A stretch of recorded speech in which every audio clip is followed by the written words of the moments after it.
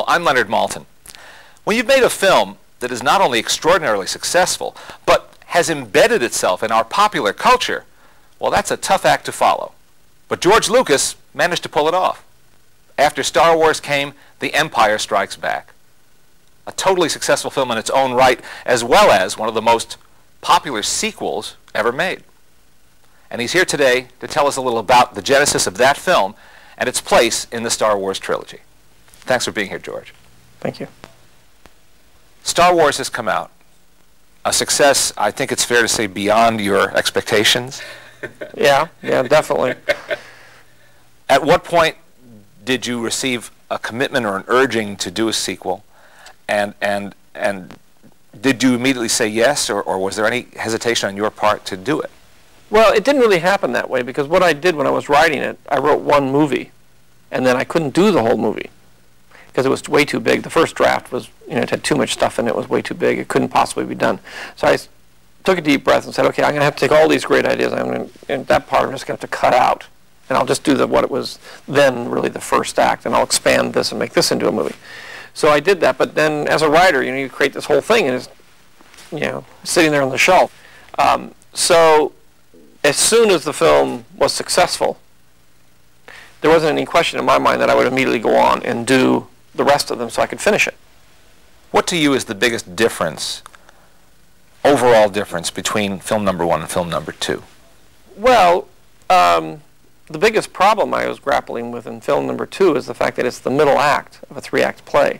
Now, some people find it a darker film than the first. Well, it is a darker film because in the first act you introduce everybody. The second act you put them in the worst possible position they can ever get into in their lives, and it's and they're in a black hole, never able to get out. And in the third act they get out. That's just, again, that's drama. That's the way it works. You don't have an exuberant, happy second act. What was the biggest technological advance between the making of one and the making of two? Well, there wasn't really too much of a technological. We refined what we had primarily, but there wasn't any giant technology. The major technological break was in one, and that was using motion control cameras and that sort of thing to allow the ships to be able to move freely and that sort of thing. That was the big advance. Everything after that was we were able to do more stop motion. I was able to do a lot more things. They weren't really technological advances, but I was able to get a lot more into stop motion, which I couldn't do before, and generally have a bigger scope to things than I could do before. So if the first film was a technological challenge to get ships to fly in space with a lot of that movement, the second one was to do a stop motion movie. How did you choose or get together with Frank Oz to be Yoda? When I created Yoda, I said I want him to be really, really small, but not 6 feet. I want him to be about 18 inches, 2 feet high. And to do that, I said, well, what am I going to do, and how am I going to get a character, and what am I going to do? Whenever I'm creating one of these films, I have my imagination, and if I were a novelist, I could just write it, and I wouldn't have to think about it. But I write it, and then I say, well, now how am I going to do this? How am I going to pull this off? And I decided to do it as a puppet. I thought that was the best. And so I'd known Jim Henson, and I went to Jim and said, do you want to do this? Because I really asked Jim to do it first, and he said, well, I'm busy, I'm doing this, I'm doing that, and I'm making a movie and all, and I really can't, but how about, Frank?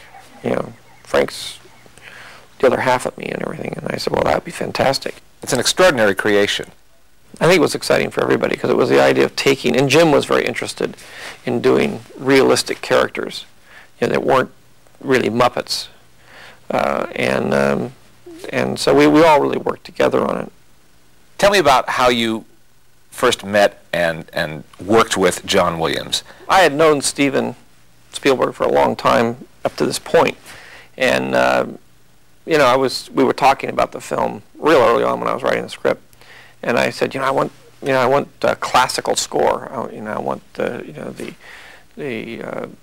corn gold kind of feel about this thing. It's an old-fashioned kind of movie, and I want that grand soundtrack that you used to have on movies. And he said, the guy you got to talk to is John Williams. He did Jaws. I love him. He's the greatest composer ever lived. You got to talk to him. And so I did. It was really Stephen that introduced us and recommended him. And, you know, I talked to him and said, okay, and he was interested. So he did it, and he's a dream to work with. You know, he's a most wonderful collaborator. Didn't you at first want him to use existing classical music? Is that true? No. I had written it to certain pieces of music. I write to music. So when I'm writing a scene, I have the music there, and I'm writing it to the music. And then, in a lot of cases, we'll use that same music as a temp track. So there was temp tracks of classical music in the score. And with Johnny, you can say, look, I want something that feels exactly like this. You know, you understand the emotion here and the emotion there and what's going on. He said, yeah. And then he will take that and he will come up with his own composition and his own themes, which are uniquely, you know, Star Wars themes in this case. But he'll give it that same emotional thrust that was in the classical piece. He knows exactly what I'm talking about, and he's really conscientious in trying to get the director's vision on the screen. What kind of feedback did you get to that incredible climactic scene in Empire when we all learn who Darth Vader really is? I was nervous about it, but in the end I didn't get much of a reaction out of it. I mean, people, you know, were curious about whether it was true or not, and I purposely left it so that it would be ambiguous, so that you wouldn't really know, and people would sort of debate it for the next, because again, I had 2 more years or more to, you know, I wanted people to sort of debate whether it's true or not true, or like sort of thing. Well, George, as you know, people are just nuts for these movies, and to learn so much about them and what went into them and what inspired you is a real treat. No, thank you. It's fun. I hope that people continue to enjoy the films, because it's nice to think of them as being timeless.